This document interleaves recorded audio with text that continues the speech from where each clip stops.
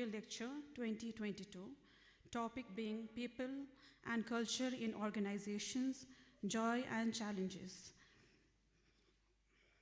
As we all have gathered here in the memory of Father Dr. Nicholas Logroi,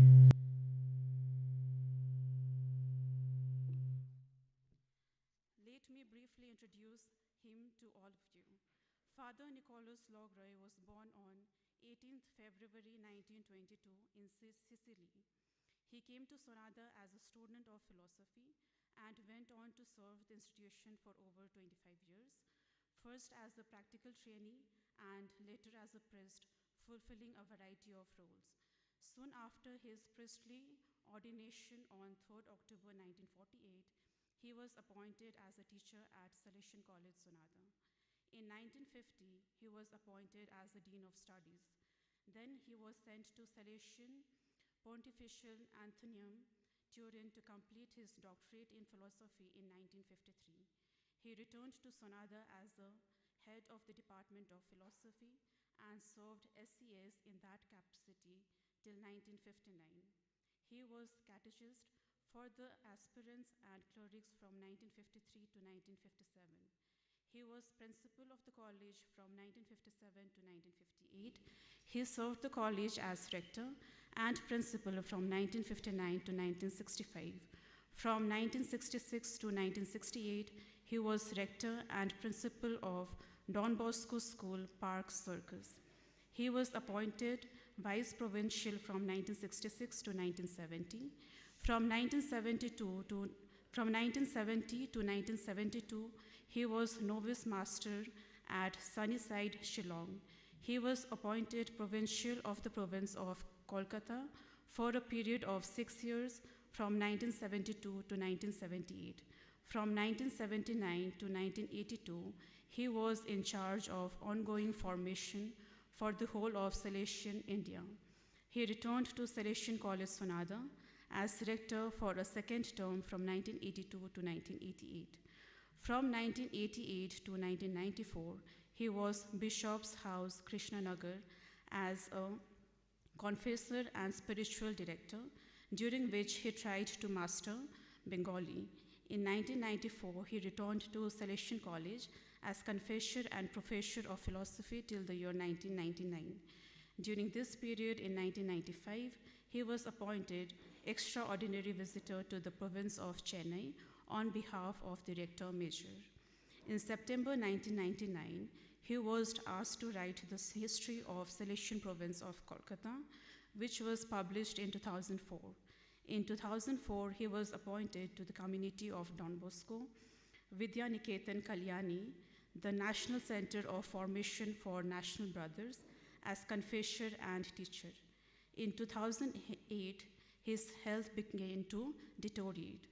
He was shifted to Provincial House, Kolkata, and later to Don Bosco School, Park Circus, to facilitate his treatment. On 14th March 2010, at 3:15 p.m., he passed away in Apollo Hospital, Kolkata. In the same year, Don Bosco School, Park Circus established Logroi Memorial Endowment at Salesian College, Sonada, to organize a memorial lecture in his honor annually. Father Nicholas Logroi is remembered as an excellent professor of philosophy and religious studies. He is an epitome of erudition, dedication, and self-sacrifice. His students serve Don Bosco institutions both in India and abroad, and many others pursue successful careers in civil society. It is he who gave to Salesian College its motto, Flamma Ardens at Lucens, and designed the college emblem. With this, I would like to welcome Father Dr. Tommy Augustine for the words of welcome.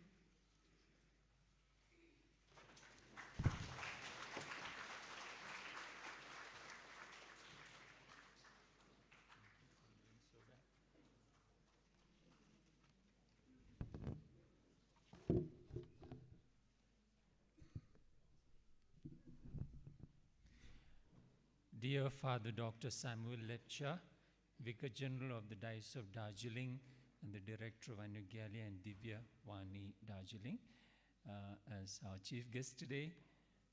Mr. Sabu Maliekil, resource person for the day. Father Dr. James Chako, rector of the seminary and author of the book that we will be releasing shortly.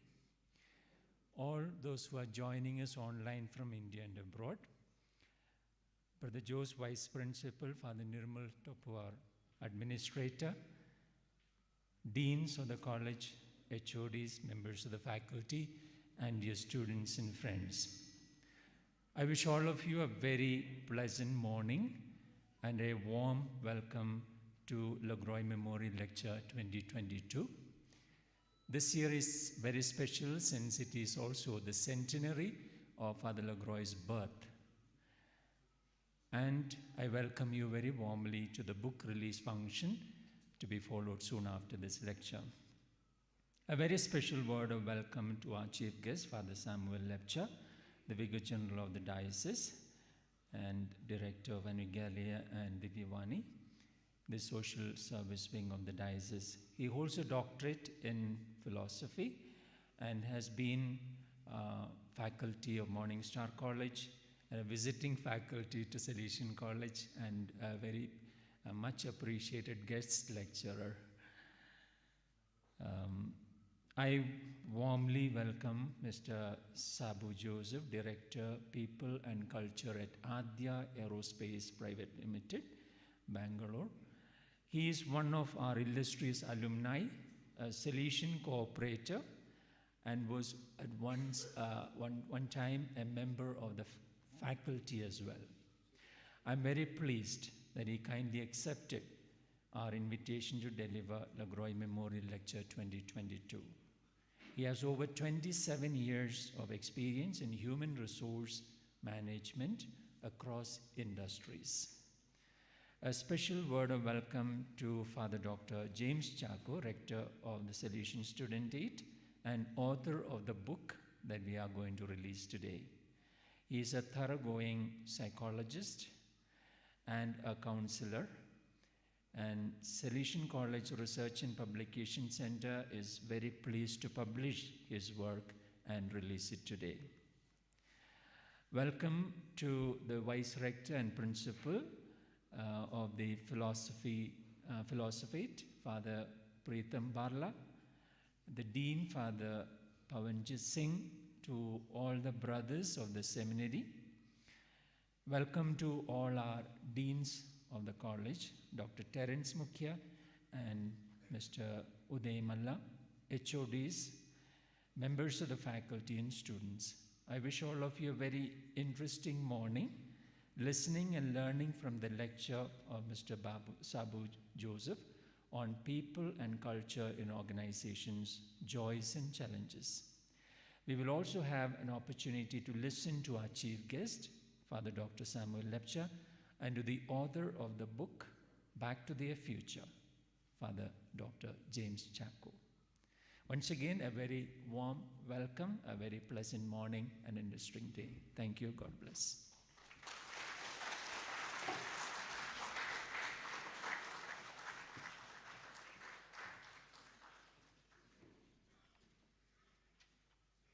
Now I would like to request the brothers of the seminary for the prayer song.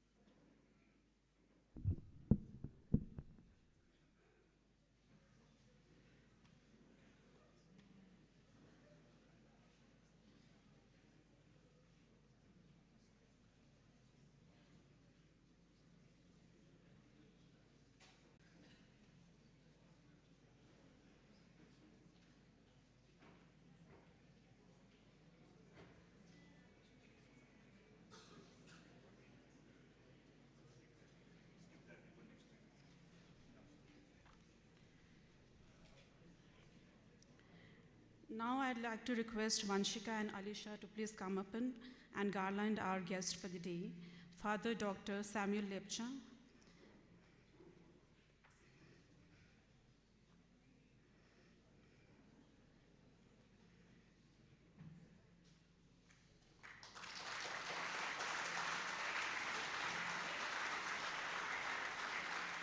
Mr. Sabu Joseph,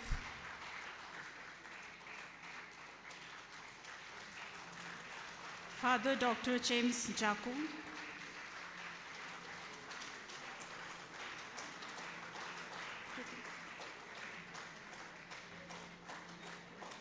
now I would like to request Mr. Sabu Joseph, Director People and Culture, Adhya Aerospace Private Limited, to please come up and garland the portrait of Father Logroy.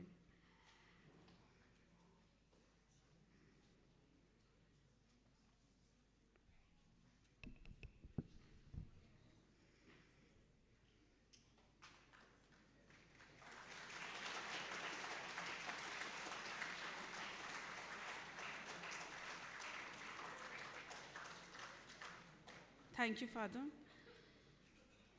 Now I would like to request Father Dr. Samuel Lepcha, Mr. Sabu Joseph, Father Dr. James Chaco, Brother Jose, and Father Dr. Tommy Augustine to please light the lamp.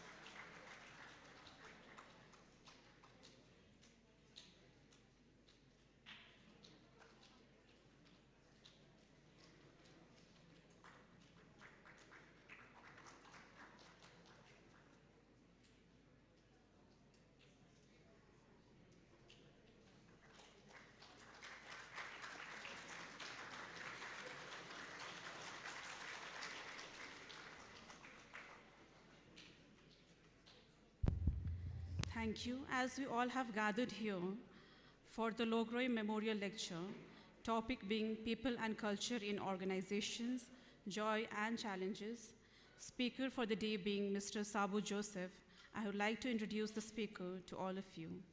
Mr. Sabu Joseph hails from Kerala. He is one of the illustrious alumni of Salesian College, Sanada. He was a teacher at Don Bosco High School, Manuthie, Kerala, 1987 to 1989, and an assistant and teacher at Salesian College from 1991 to 1992. He is a human resource professional with close to 27 years of experience across industries engaged in direct sales, FMCG, and engineering services. He has acquired domain expertise in the areas of talent acquisition and retention, performance training and development, compensation and benefit, capability building, employee relations, and communication. He has special expertise in working with startup organizations. He has a master in social work with specialization in HR and from Bosco Institute of Social Work, Sacred Heart College, Tirupattur. He completed BA Honors in English from Salesian College, Sonada in 1989 and Bachelor of Philosophy from Salesian College, Sonada in the year 1988. His work experience spans across a number of organizations. Since 2016, he has been working as Director, People and Culture, Adhya Aerospace Private Limited. It is a startup providing technology solutions in the domain of space, both for rockets and satellite. He is a co-promoter of this company in the role of Director, People and Culture. From July 2013 to June 2016, he was Director, People at Sener India Engineering and Systems Private Limited. Sener India Engineering and Systems Private Limited is a fully owned subsidiary of Sener, Spain.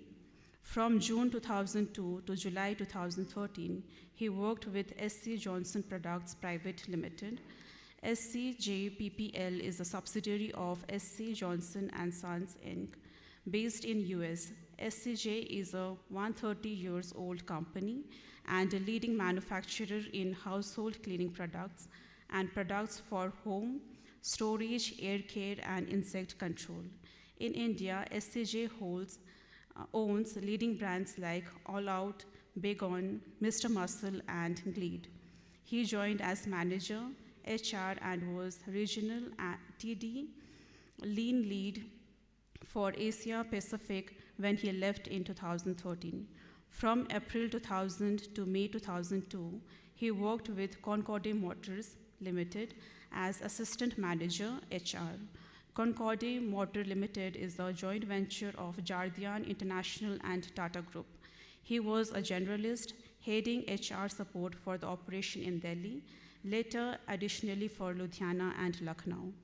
From September 1995 to April 2000, he worked with Eureka Forbes Limited as an area executive HR.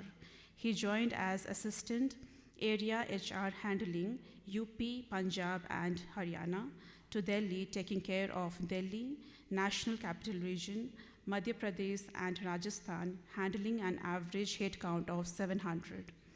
Let me briefly introduce the topic of the lecture today. All transformations beginning of history to this day have been laid by people, even when technology is driving progress by leaps and bounds. Technological development may have reduced the people dependency factor considerably, but it will never be not. Therefore, there is a lot of focus that every organization focuses on its key resource, people, to attract, develop, and retain them. Organizational culture has constantly evolved to meet the expectation of people. The work environment is rapidly changing. We talk, see, and use technology extensively. Diversity is essential. Delegation has given way to empowerment, and the line between personal and professional continues to blur. Flexibility is the buzzword today. Tough and challenging scenarios indeed. This changes present a once-in-a-generation opportunity for organizations, particularly business leaders, to reimagine how work gets done, reshape the workforce, and empower people wherever they work. At the same time, there is an irrepressible joy that one finds while working with people. While the challenge keeps you on your toes, seeing them grow to their potential is a dream come true for every leader. Alternatively, for those aspiring for a corporate career, it's a paradox of plenty and little, and hence need to earn your seat. All this and more with Mr. Sabu Joseph, Director, People and Culture, Adhya Aerospace Limited. Over to you, sir. Thank you.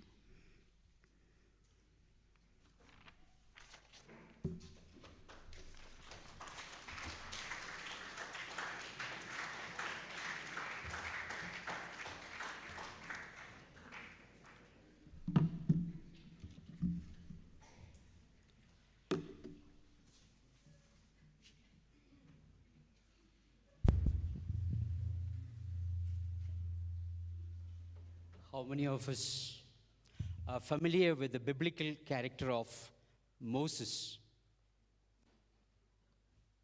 I guess I got to spend some time to explain. Moses was actually chosen by God. He is considered a great prophet. It's not only in Christianity, even Quran speaks about him. And he was called by God, chosen by God, to lead the people of Israel, his own chosen people, to lead the Israelites from the slavery of Egypt. So that's about, then you go on to read, if you read or watch a movie about him, you hear about him leading the exodus of the people of Israel, the great crossing of the Red Sea. Then you have the 10 Commandments given by God to the people of God through him. So, and it goes on, a great figure in Christianity and in the Bible. You know, I've happened to watch this particular version of the movie Moses. So God calls him, and Moses says, God, who am I? He says, this is your task. You have to free my people of Israel from the slavery of Egypt. So Moses says, you know, I'm not capable, I can't speak much, I have not led anything. He gives all the excuses that most of us would have given. And God still continues to tell him, don't worry, I'll be with you. You will be empowered.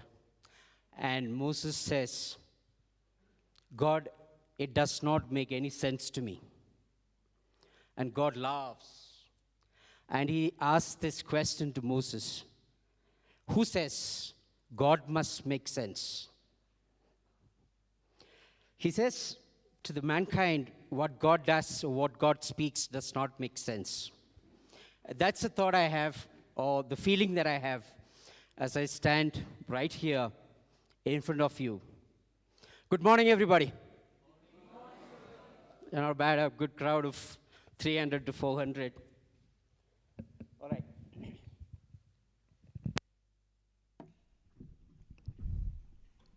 I'm happy to be here among this crowd of a mix of academic professionals and students, and all the more in this community, a Don Bosco institution, a second home to me any day. Coming here after 31 years. I know I have stood in colleges before, addressing the crowd.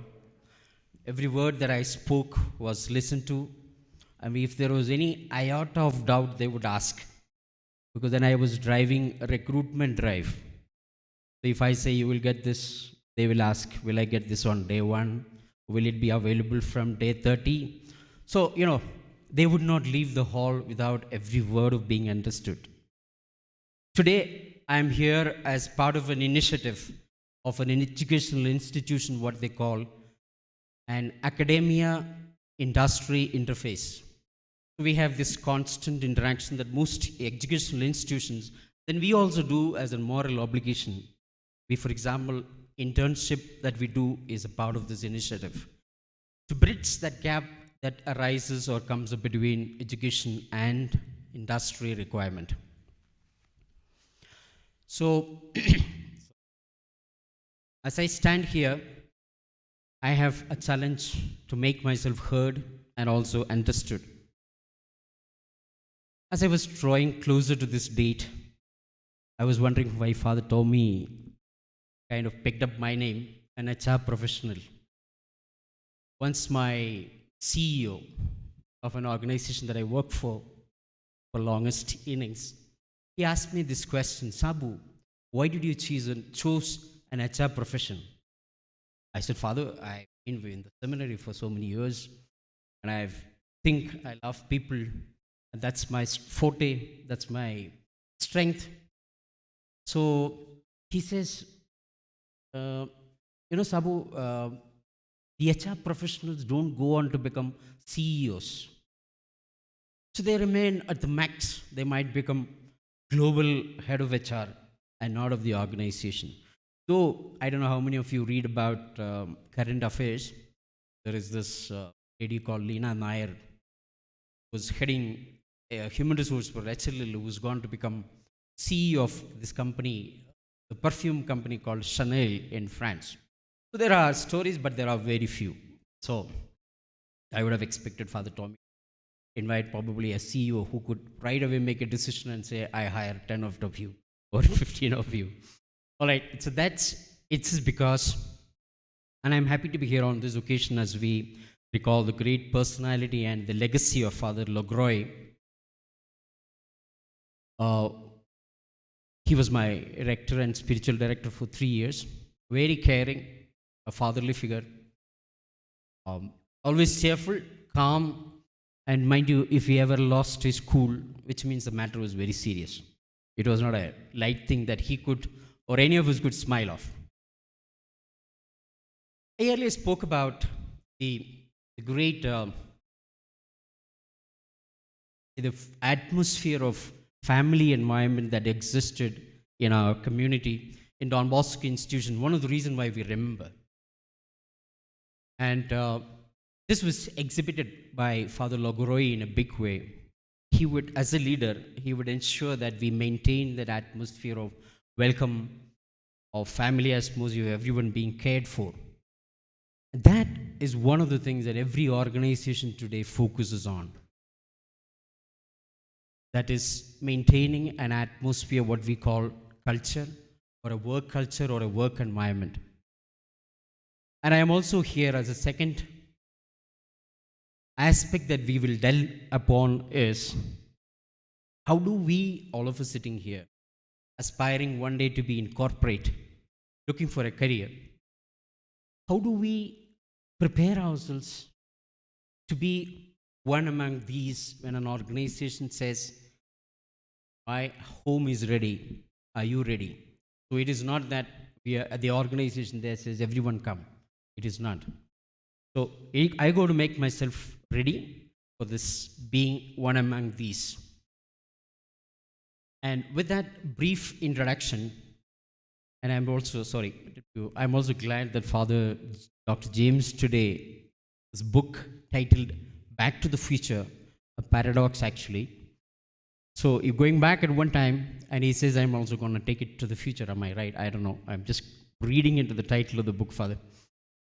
So that's a great hope of the future that we are also going to talk about this morning.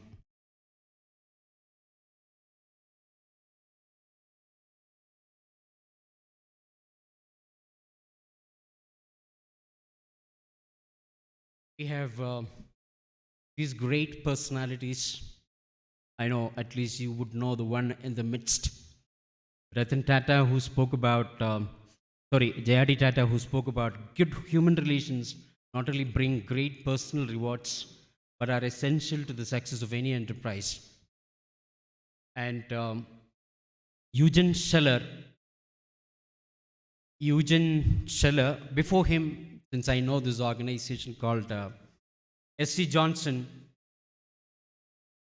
H.F. Johnson, the chairman of S.C. Johnson. I don't know if you heard about Mr. Muscle Fallout. Fallout? I know, Darjeeling doesn't have many mosquitoes. But you go down to Siliguri, you will have all of those. So I have never seen one of those when all my 3 years in Darjeeling. Nor did I see one on my return. So he said this in 1927, mind you, almost 100 years back.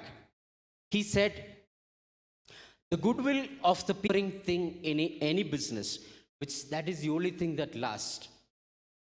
All the rest, that is its whole substance, and all the rest is shadow. So I say this again and again wherever I go, because that is one organization I have seen it being practiced because I was there. Not that others don't practice. We got a great examples from Tata, all the institutions that practices it. So, and then we have Eugene Scheller of L'Oreal, who speaks. He says there is not machines or walls. It is people, and people that matters. And these things only go on to say that what matters today in any organization of all the things available is people. That's the most important thing for any organization. And I'm sure even Father Stephen or Father Dr. James or Father Tommy, all of them would say that is actually what drives any organization, drives any business.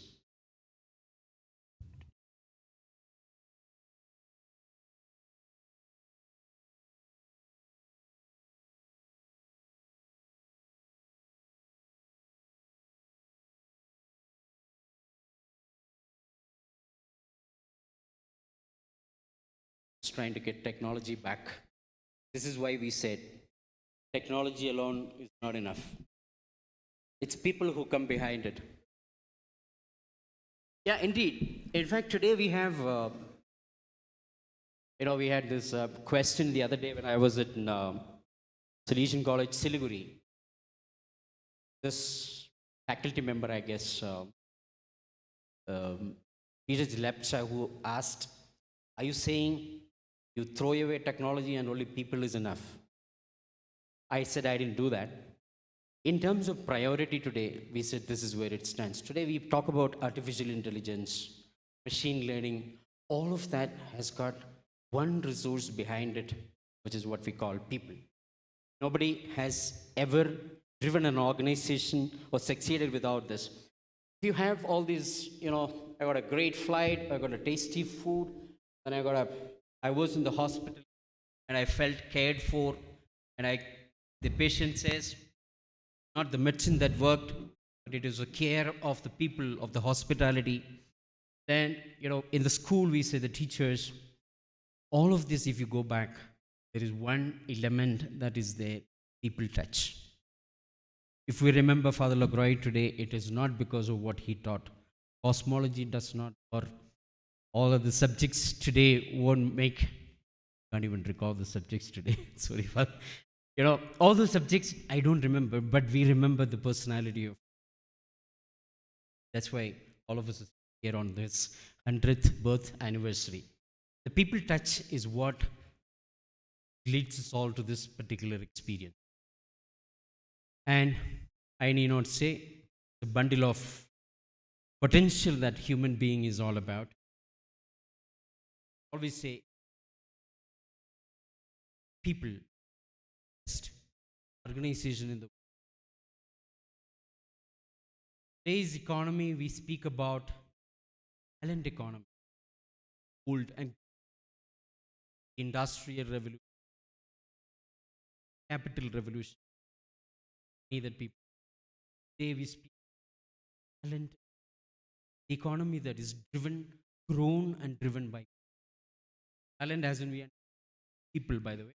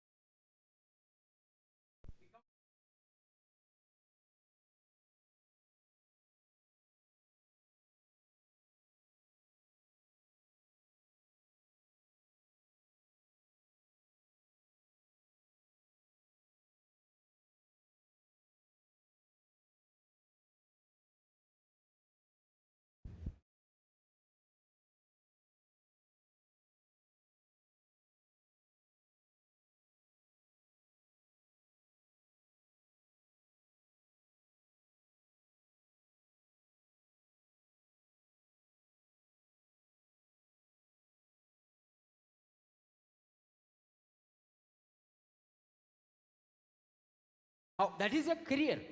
So when you say welfare, sometimes we became an industrial relations guy, dealing with trade union, association, go back to the tea gardens and all relations. You have a personnel management. I was only salaries, your promotion, education, all your welfare, then your provident fund, that stuff. Then we have grown to talk about. And the language, the designation, what we focus more, people, human management, resource management, talent management, and people function.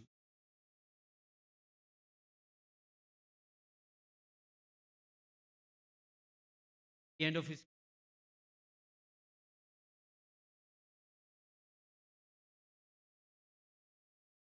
welfare, warfare, second, and he says farewell. By that time, I was leave the organization. So he said that we did those days was that. But today, gone are the days. A lot of joy when I get back and look back at people who I was.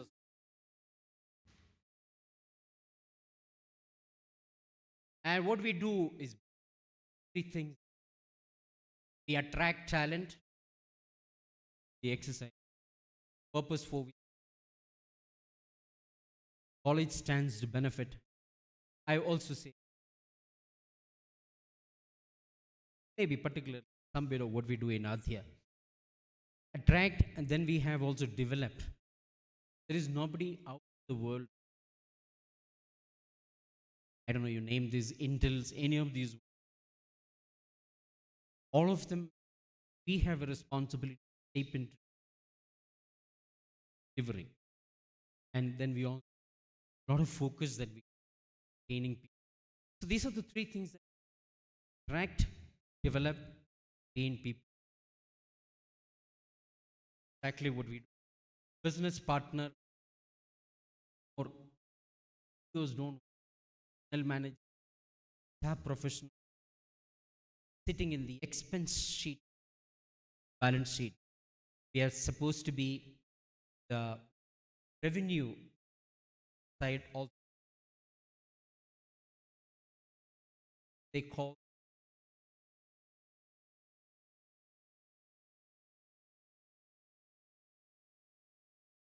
focus today has changed from earlier when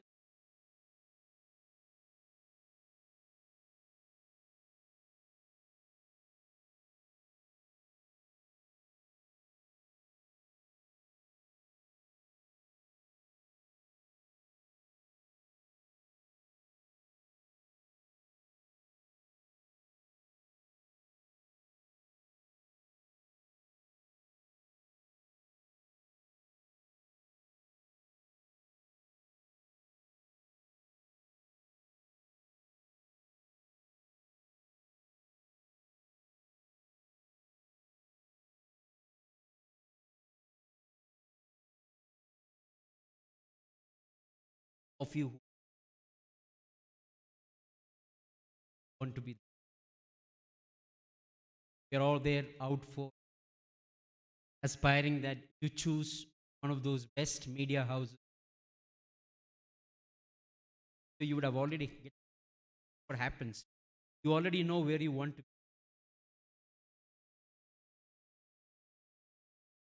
Not that. Beyond this, I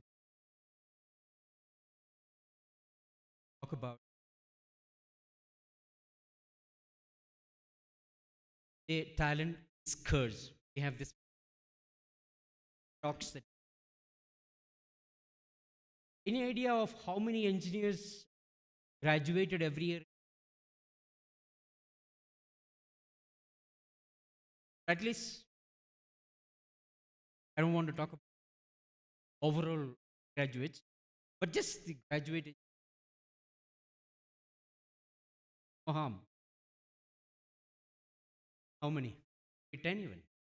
89 is, tell me one. I mean,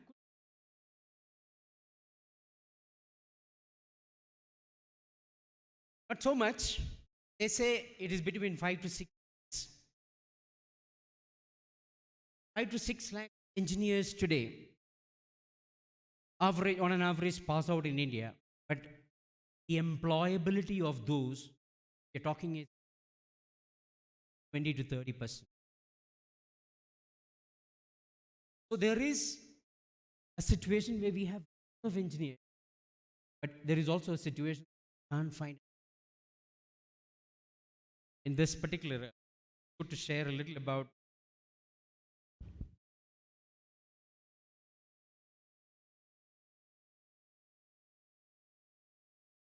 startup, what we do, face face its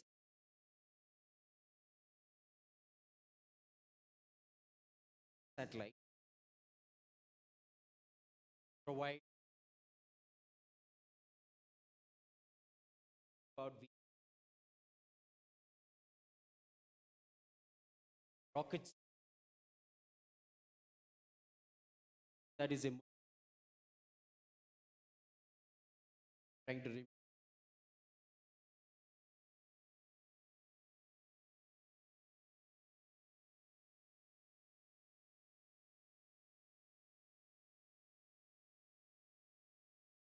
I mean all those guys would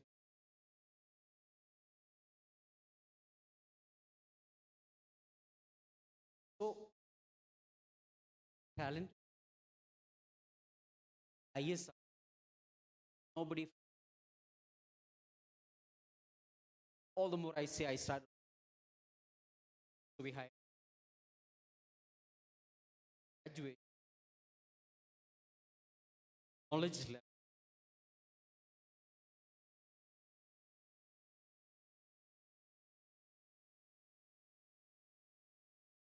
I had just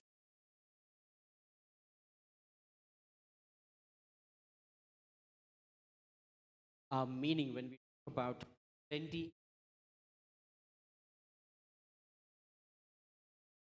And talk about there are two,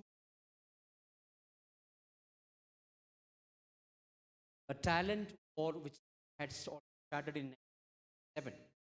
There is also talent to be best or to be the best employer. So we are competing among ourselves, and there is also the talents that is really scarce, and then we are fighting to recruit the best. So these are the two scenarios that we have, and then we have a lot of things that we do to be the best employer to work for. Now, they say today is that we HR managers or HR professionals have become marketing managers. So once I've recruited, once I've finalized that Father Dr. James is to be my man, we try to sell him what is it that we are good about, what is it that he can get in our organization. Because at all means, I want this particular person who meets my criteria to join my organization. So we become more like an HR managers. So we have all these things that attracts a candidate. I have not listed money. It doesn't mean that we don't give money. But things that are beyond money. Money anybody can pay. I mean, there are people who can pay 100 more or 1,000 more or lakhs more. And if that is what drives you, then you will never stop anywhere. But we typically, good candidates look at some of these things when they look at joining an organization.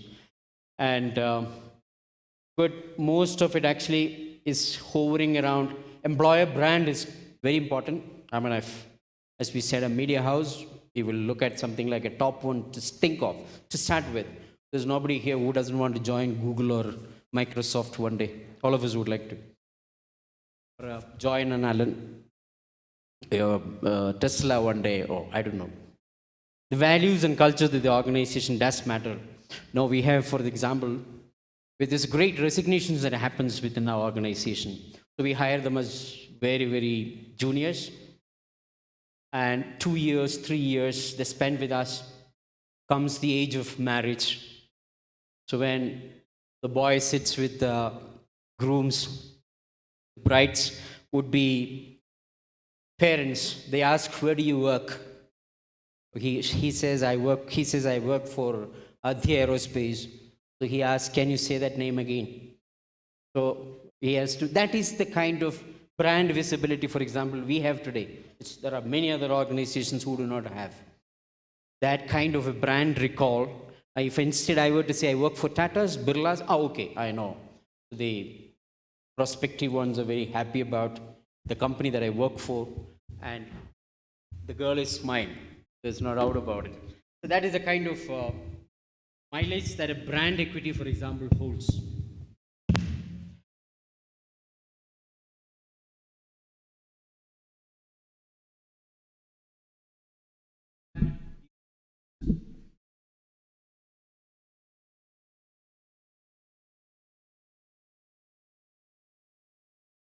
We're talking about you complete your hours, 80 hours or 30 hours.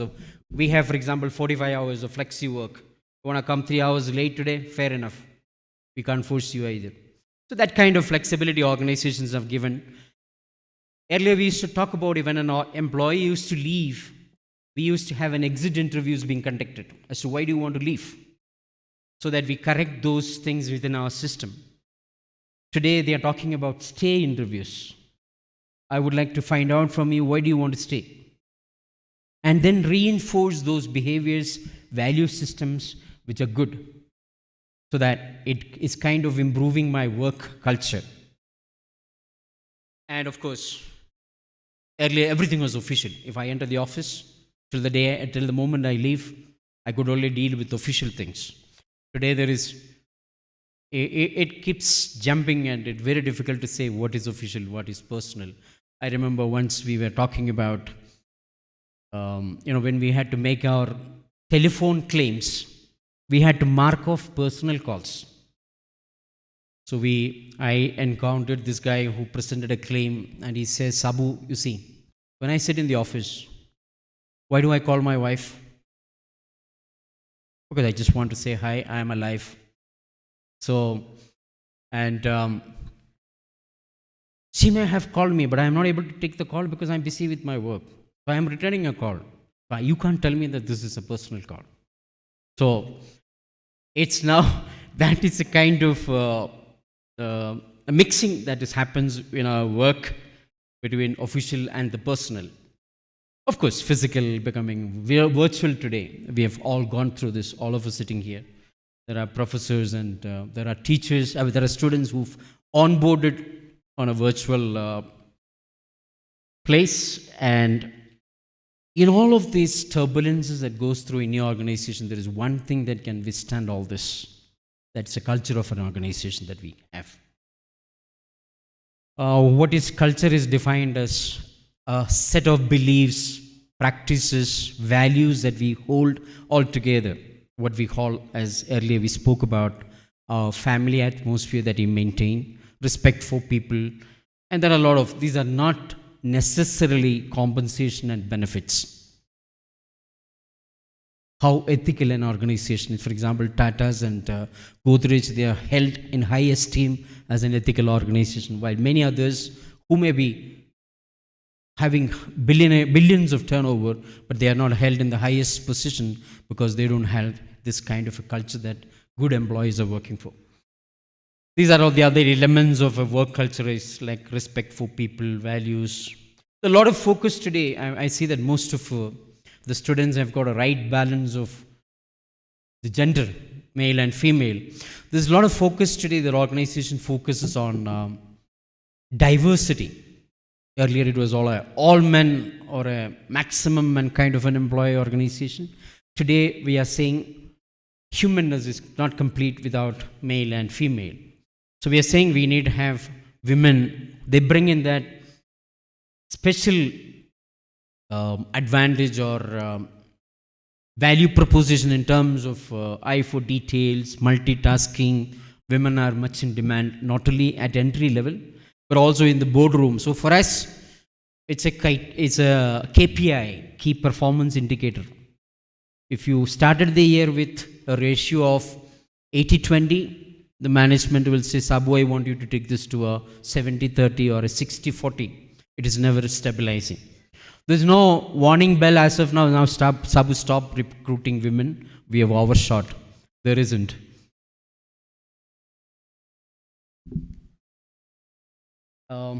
The first one, I'm sure even the brothers here would admit, none of us join an organization. We join a mission. Look at ask any of the Javans, they will tell you, I'm not here to fight. I'm not here for a salary, but I'm here for a mission or a passion that we're talking about. That is why this is important that we maintain an culture that we're talking about. If even the worst of turbulence, one thing that can assure us is actually the outcome of success is actually the culture of an organization. And that one thing is driven by people.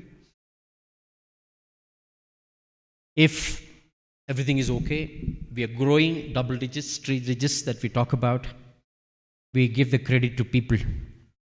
And they will keep on giving us turnovers. And also in times of uncertainty. Now, for example, when we had this COVID time, already by 19, we are a startup. Already by 2019, we were pretty down in terms of our financial performance. We didn't reach where we wanted to. We were around 32 people, not able to pay salaries on time. But I am very happy and proud to say that after 2 years, when we bounced back, coming back to the office, we just lost one person. One person. Couple of things that we analyzed and found, it actually what attributed was the great learning that we used to give to our people. They could easily interact with a man who was in ISRO as a program director for 38 years, who held many of these PSLVs and GSLVs. Actually, he was leading the program. So they could actually go one up to him and talk to him. And also in terms of uncertainty we were talking about, it's the people who help us to come back. It is not money alone that comes back. Culture to any organization becomes an aligner where you can get everybody aligned to what we wanted. Multiplying whatever success we've had, we're able to duplicate that. The implementer culture decides, can I take this to an execution level? An element of transformation. It need not be business alone. It could be just a process transformation that we talk about. A decision maker, that is the only thing that decides, for example, when it comes to a talent chooser. So we talk about, is he or she culturally fit? I'm sure Father talks about this. Any cultural fit, for example, when we look at hiring people, we see that person.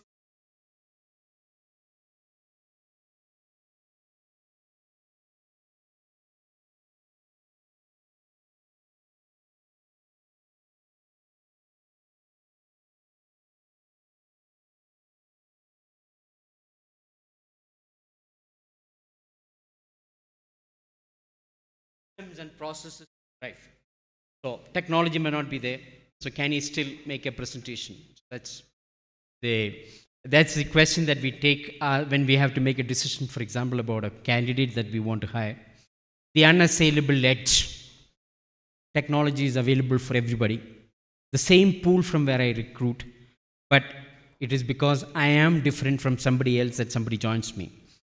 It's a double-edged sword. In flying, we talk about, I'm sure many of you want to enter the aviation sector.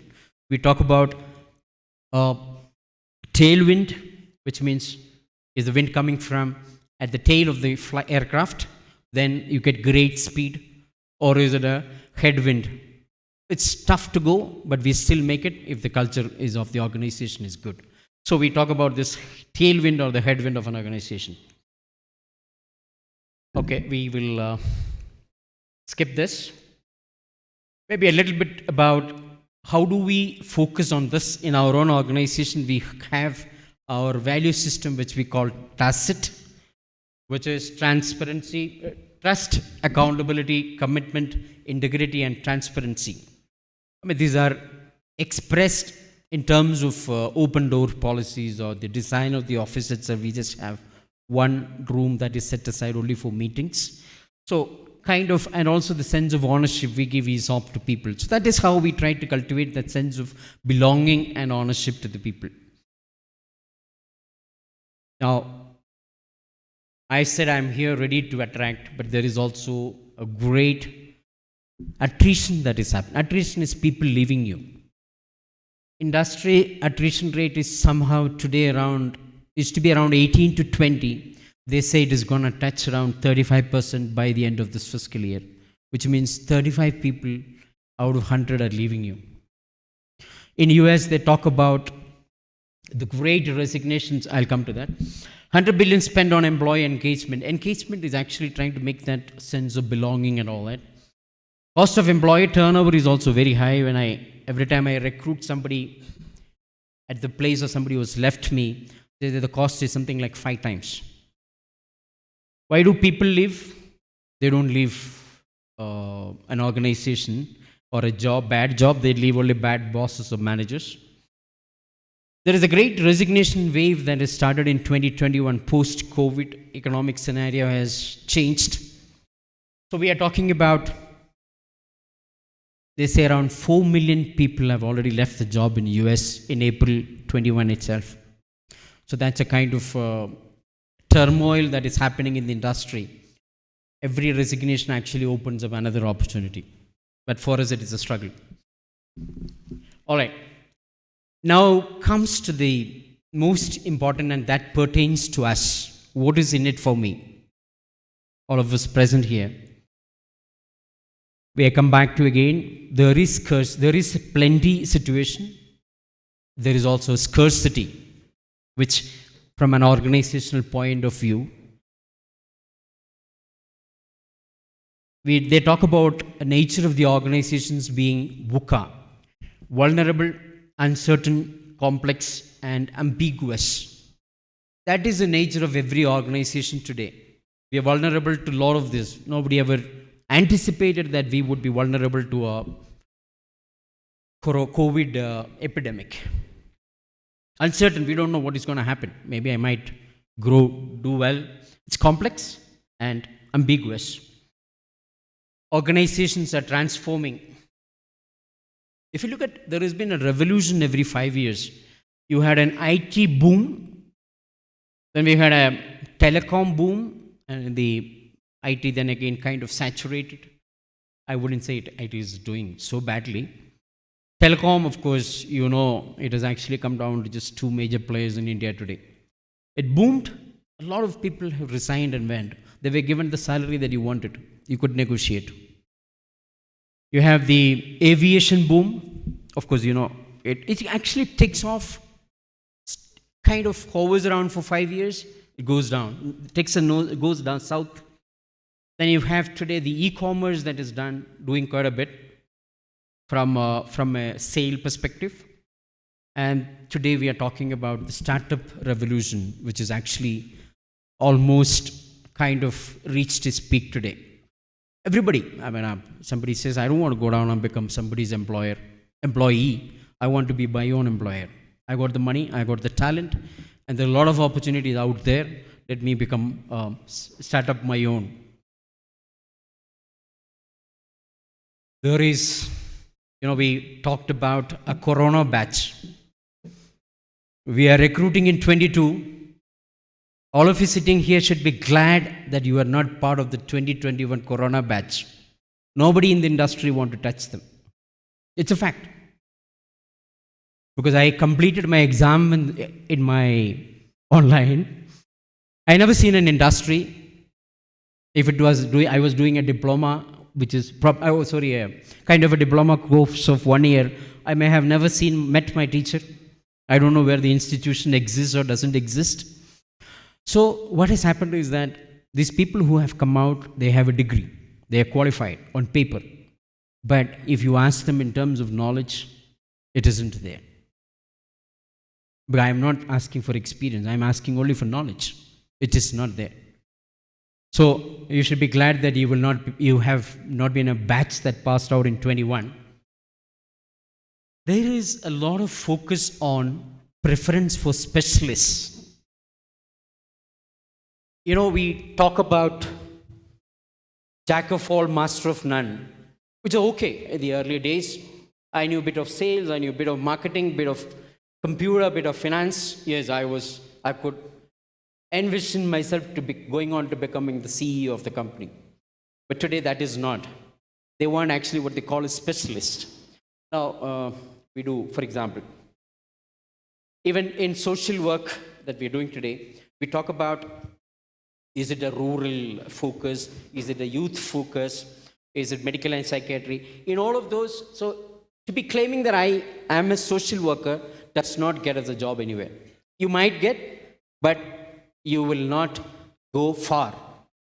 So what they are talking about is that you must go and become a specialist in something. If you're talking about youth, or talking about human resources, even in human resources, got a lot of specialities that we talk about. Even in hospitals, if they talk about the trend today is of specialty hospitals, no more a general hospital. It also talks about the depth and the width of learning. Width, you know, we had maybe a bit of something, but in terms of learning, you need to have the width, depth also, which is what makes you a professional.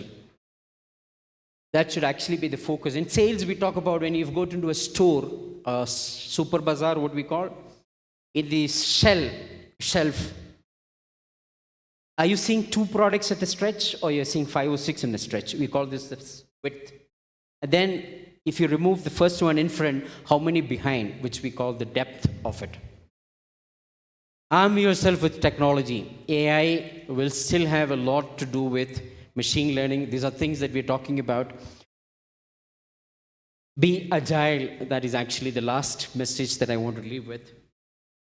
Earlier, the sales, for example, because the markets itself, the way we do business is transforming, changing. The sales earlier was we could go to a local shop and buy whatever we wanted. If he doesn't have, we go to another local shop. That moved to what we call a supermarket, or the traditional trade moved to a supermarket, modern trade. Then we go to e-commerce.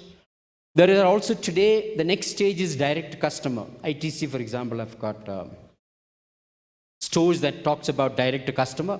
And today there is also something called social sales. If you go to a saloon, for example, L'Oreal, for example, has got a scheme wherein they give you a coupon to be connected socially with you. So this, for example, just one function itself, the way we do business is transformed. So the challenge and what we should equip ourselves is also to be agile, to be transforming ourselves so that one day we can choose our own employer, not that I land up any job that I get. All right? With that thought, I leave you today. And over to you if you have questions. I'm here. As many as the time allows. All right. Thank you so much. Being a good listener.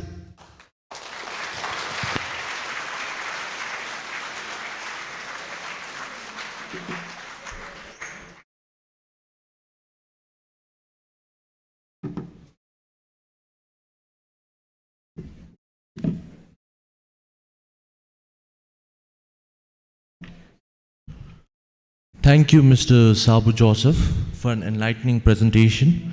Even though there were hindrances in technology, which you rightly said, that it's not in our hands. So once again, a very good morning to one and all present here.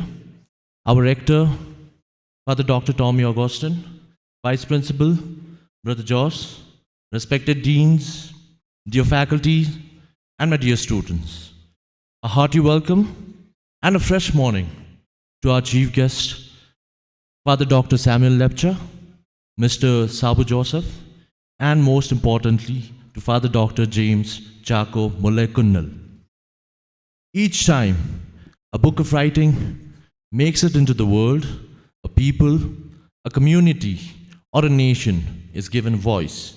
Without good literature, all we have on our understanding and the view of the world is that the mainstream media tells us. Every great civilization is grounded on a great literature, the culture of storytelling, to remember history through recollection of the past events, to teach lessons to younger generations, and to build a national memory. Therefore, this morning, we have gathered here to celebrate the release of the book titled Back to the Future by Dr. James Chako Mulekunnal that promotes a useful understanding of post-traumatic stress and its management through hypnotherapy. Trauma, particularly violence-related, is ubiquitous today. At micro level, we have abuse and violence in the family that shatters the young psyche and blights its future. At the macro level, there is the violence unleashed by nations and terrorist organizations against their perceived and real enemies. Result of all this is that countless children, women, and men suffer from what has come to be known as post-traumatic stress, an amalgam of physiological and psychological stress that leads to maladaptive life patterns and much unhappiness. Dr. Mulekunnal has used hypnosis to address and heal the trauma of those who had engaged in violence and come in conflict with the law and got incarcerated. The findings of his research on the effectiveness of clinical hypnosis in alleviating post-traumatic stress disorder symptoms among children in conflict with the law are succinctly presented in the book as testimony to the fact that timely intervention can go a long way in assisting young criminals who are victims of psychosocial and emotional turbulences. Turn over a new leaf and find a second chance in life, literally getting back to the future. Talking about the author, Dr. James Chako Mulekunnal is the member of Salesian of Don Bosco, Kolkata province since 1981. He is a life member of the Salesian Psychological Association of India as well as one of the Association of Psychological and Educational Counselors of the Asia Pacific. He holds an MA in English Literature and MSc in Holistic Psychological Counseling. He conferred PhD in Clinical Psychology with magna cum laude on defending his research entitled Effectiveness of Clinical Hypnosis in Alleviating Post-Traumatic Stress Disorder Symptoms Among Children in Conflict with the Law. He was the Asian Regional Chaplain of International Young Christian Students from 2009 till 2012. His fields of experience ranged from working with juvenile delinquents, teaching in academic and technical schools, colleges, and seminaries to professional counseling. He was the camp chief of the 6th Indian National Boscori held in Kolkata, ex-co member of National Youth Convention, New Delhi, and organization of the YCS National Council, Kolkata. He co-organized the Indian Catholic Psychologists gathering in Kolkata and presented a paper on psychology for the marginalized with focus on the street children. He is a certified trainer in yoga, pranic healing, and clinical hypnosis. He has served as the vocation director and youth coordinator of Kolkata Province, West Bengal, Sikkim, regional youth director, HOD of psychology at Salesian College, Siliguri, and rector of Salesian Philosophate, Sunada, Darjeeling. He has participated in the IYCS Asian Council in Malaysia, Global IYCS Chaplains Animation in Rome, the IYCS International Committee meeting in Burkina Faso, West Africa, IYCS South Asian Session in Sri Lanka, IYCS World Council, New Delhi, India, Hypnotherapy Training, California, USA, and the IYCS Asian Council in Seoul, South Korea. Now, we have a short video presentation on the book.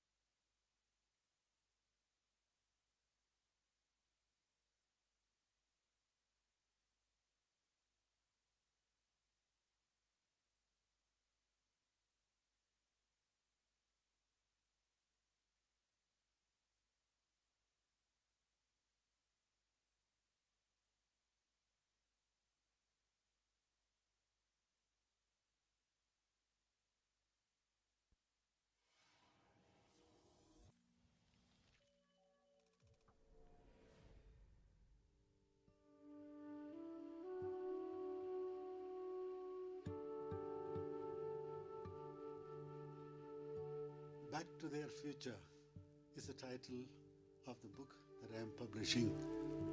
It is the fruit of the labor of love of my research I did in the Philippines among young criminals in the jail because of their crimes, especially of murder of other people. And I knew as a psychologist they were also traumatized for life. And many things, negative experiences of their lives, have prevented them from moving ahead in their normal life, thinking, feeling, and living. And so through the intervention of hypnotherapy, I ventured into helping them out.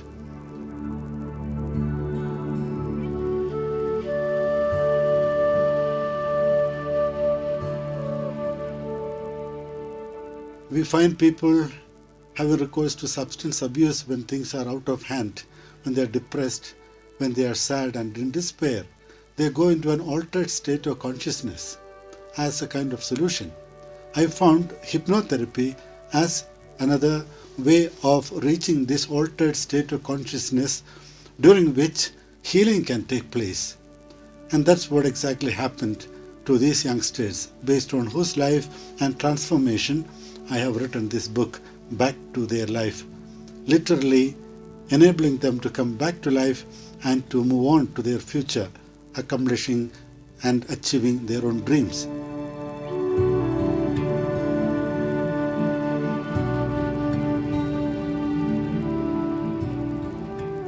Hypnotherapy was used in the research, and everyone who uses this or reads this book will be able to learn how to hypnotize.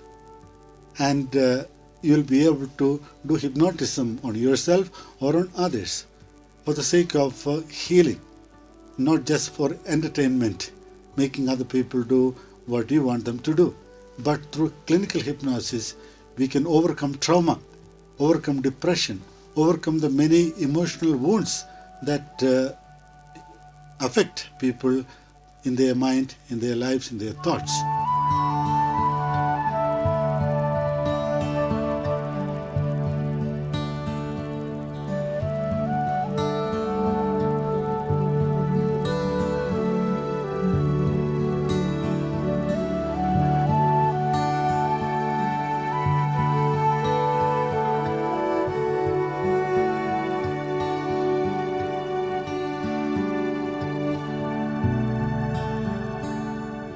And it's my ardent desire that everyone has a copy of this book and to help yourself and help others through the skills and the techniques that are presented about the clinical hypnosis and clinical hypnotherapy process as such.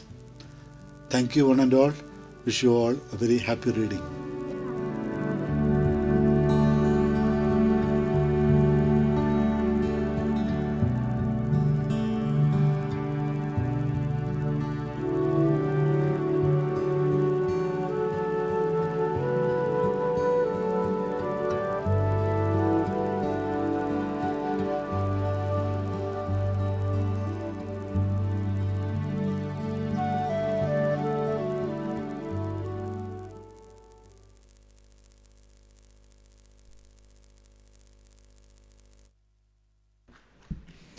Now, I would like to call upon the stage our chief guest, Father Dr. Samuel Lepcha, to hand a first copy of the book to Mr. Sabu Joseph.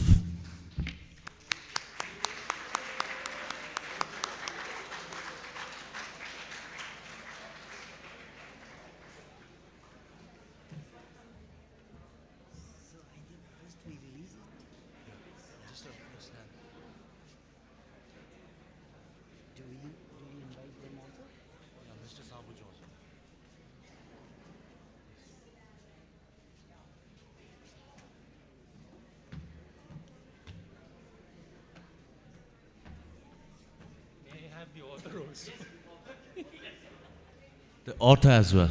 So sorry.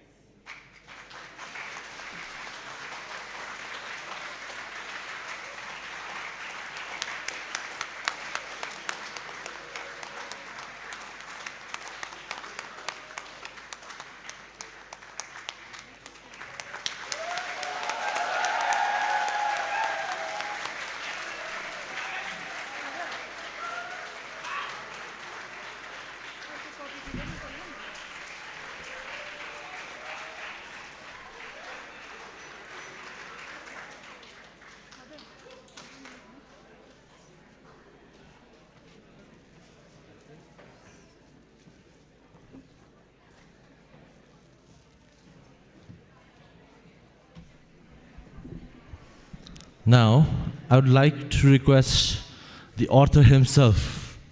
So sorry, once again you have to come up on the stage. Father Dr. James Chaco for presentation of the book and few words about the book.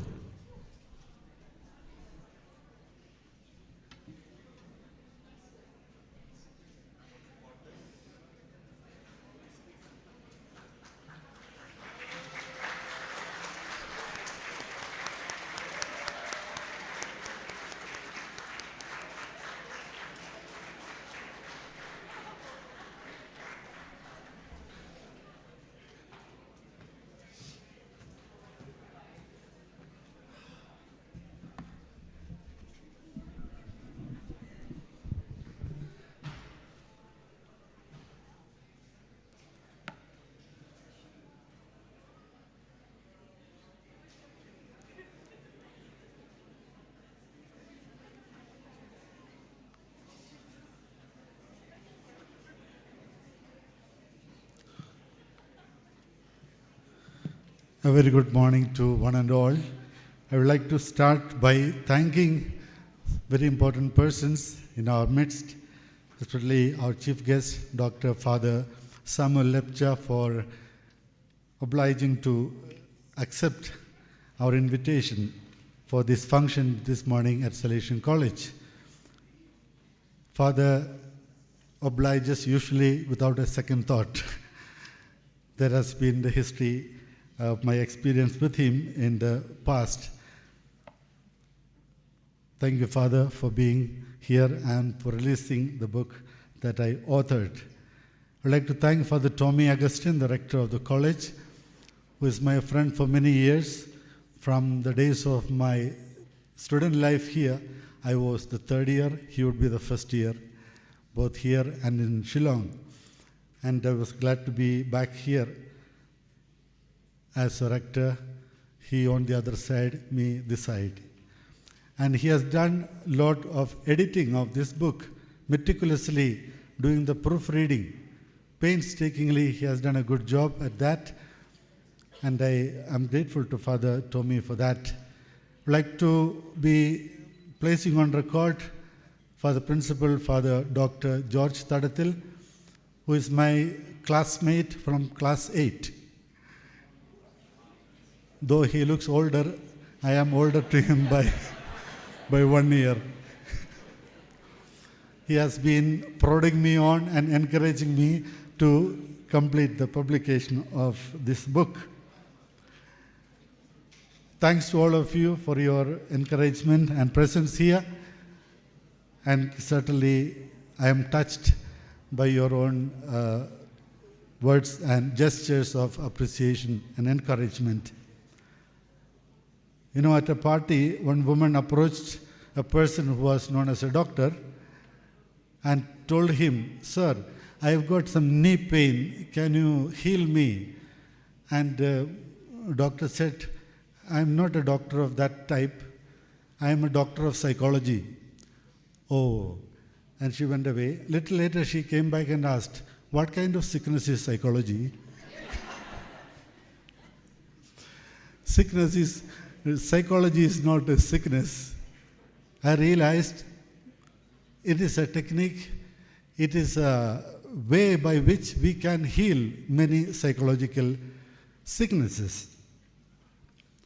The most rewarding part of my postgraduate studies was the experimental research I carried out with the juvenile delinquents in the Cebu City Jail of the Republic of the Philippines, wherein I witnessed the restoration to normal life of the young boys who had written off their lives as lost or beyond redemption because of their unfortunate involvement in homicides, killing other humans. They were traumatized by their own heinous crimes.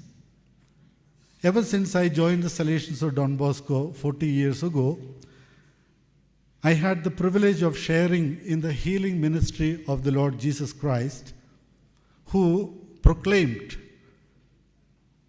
his mission statement, at the commencement of his public life at the age of 30, quoting from the book of Isaiah in the Old Testament of the Holy Bible, which says, "The Spirit of the Lord is upon me. He has anointed me to bring good news to the afflicted. He has sent me to proclaim liberty to the captives, sight to the blind, and to let the oppressed go free." My ministry as a Salesian psychological counselor enabled me to enter into the lives of hundreds of youngsters of all social strata, grappling with emotional, psychological, and spiritual maladies and wounds.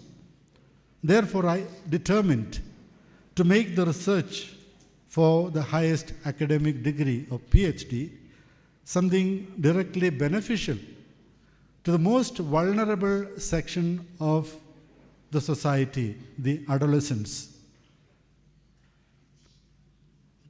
suffering from the worst form of psychological malady called the post-traumatic stress disorder, using the best holistic healing technique available in psychology called hypnotherapy.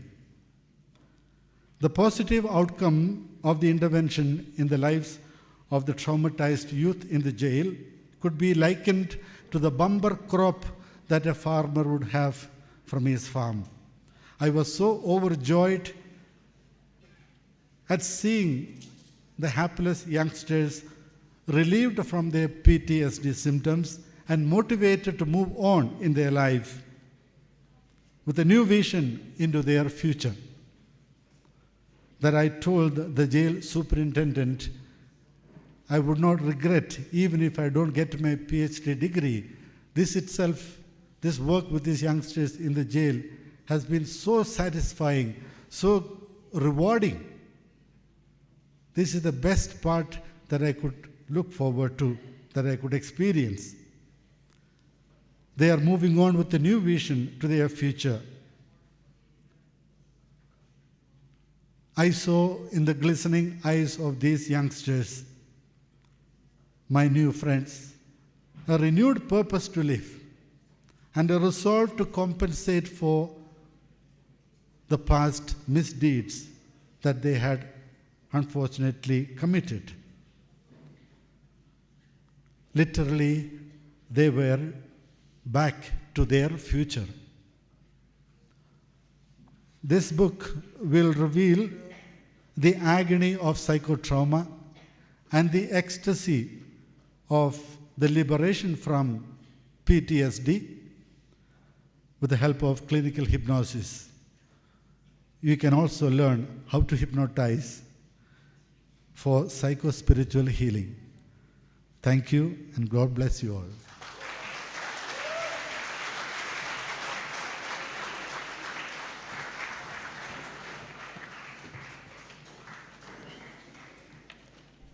Now, I would like to request our chief guest, Father Dr. Samuel Lepcha, for his conclusive words.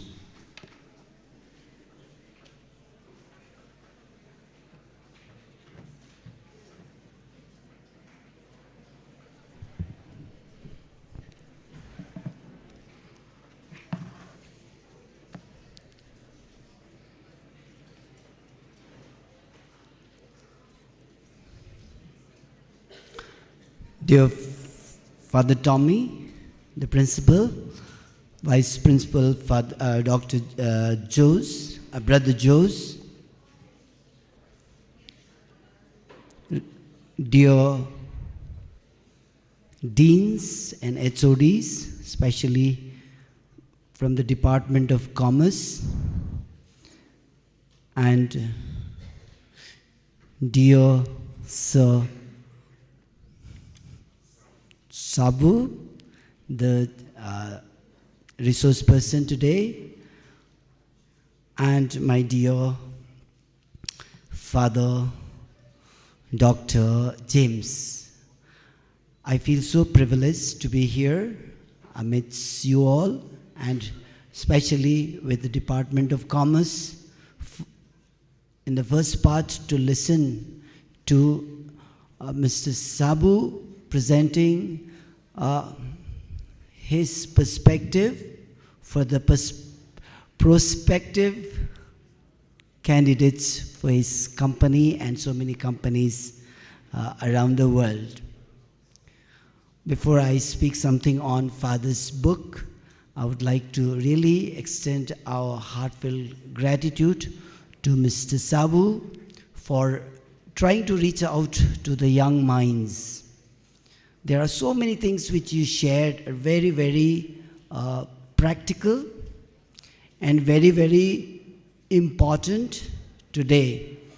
I just work in only one of the organizations called Anugalaya, and oftentimes we have to send advertisements for jobs, small jobs, but so unfortunate, oftentimes the applicants are unemployable, and he stressed that very much. We need to be employable. Our education should also lead us to be employable, meaning the level of knowledge that is expected from you and I should be there. Recently, we brought some 6 or 5 MSW students for internship, and I asked for 1 page, assessment of their experience in the field. I was surprised. I will not name the institution, and they were a product of COVID 2021. So they had nil knowledge about what they were asked to do. I was so surprised, and that pains us. So that is number one. And you are lucky you are not fully the product of COVID 2021. You are past that. So all the best. Be employable and be, secondly, I was surprised when the students were asked what you would like to do. Entrepreneurs, only 1 hand. Teacher, only 1 hand. Some kinds of orientation, a career, 2 hands. We have to be introspecting already what you would like to be doing for yourself, for the community, for the world at large. That's from the first part. Second part, I'm very, very privileged today to release this particular book. Very timely and very, very significant book. Yesterday, some of our staff members working in our organization came to Darjeeling. They are going through some trainings, and we were just encouraging them to do masters in psychology, because we are dealing with children, and children having problems, and children having so many complications, and this book arrives. Then when I was going through this book, I saw so many answers, so many leads. Then I told them, I'm going to release a book written by Dr. James, and after that I'll be bringing some books back and give it to you, and you will study during your psychology, masters in psychology. You try to use this. And there was another person who is already he has done some psychology, some diploma in psychology. I told that a book is there which tells us that it is very useful. And lastly, before congratulating him, I would like to say it is timely book also for me. I also, as a student, as a professor, as a priest even, as a simple human being, anthropos, just as a human being, I've also gone through a lot of traumas. And I've seen lots of lives around me traumatized because of so many things. And I never knew that we could hypnotize ourselves, oneself, and heal. We don't need always doctor. And we have got Dr. James today with this book. We are proud of you, Doctor. Congratulations for your great achievement. And this is not only an achievement, but it is going to be a very, very useful book. It is already mentioned here for the practitioners, for the students, for those who are working in different areas, different people from different walks of life will benefit from this book. Congratulations, Dr. James, and we wish this book will reach far and wide and change many lives and heal many traumatized people. And we have no dearth of traumatized people. Even as we stand here listening to me, how many of you are in so many ways suffering? I know you will be benefiting from this and benefiting from the presence of Father Dr. James. You could go to him. Once there was a kind of stigma. If someone said that I'm traumatized, I'm depressed, and all, people would not, consider that person, positively. But today, the world needs healing, and there are healers. As he said, he is joining hands in the healing ministry of Jesus. He is there. So once again, on behalf of the diocese, on behalf of all those who are traumatized, all those who are in need of healing, thank you and congratulations, Dr. James. Thank you.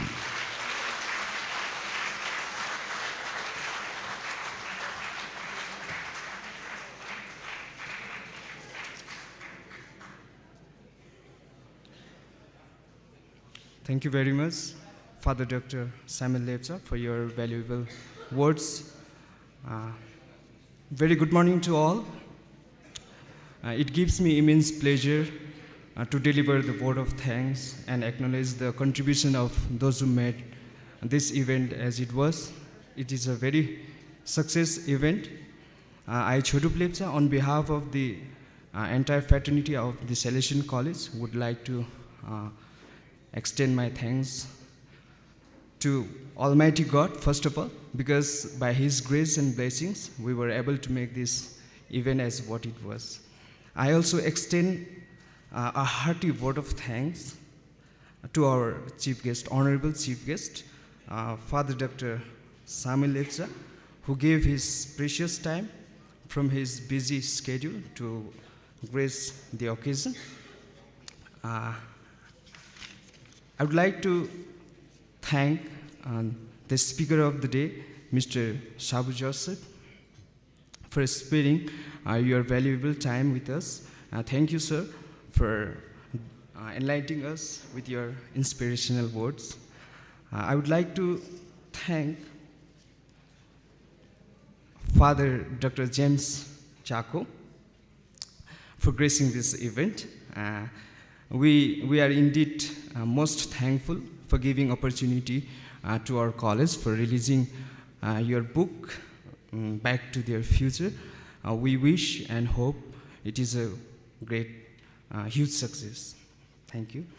I would like to thank our beloved Vice Principal, Rector Father Dr. T. Augustine, and Deans for stimulating us to do our best and standing as a pillar of strength. Thank you. I would like to thank my colleagues. We know an event like this cannot happen overnight. We need planning. It requires planning and a bird's eye for details. But we have been fortunate enough to be backed by such a motivated and dedicated colleagues. So I would like to thank all the colleagues. Last but not the least, thank you to all the teachers and the students for being here with us. Once again, I would like to thank one and all present here. Thank you.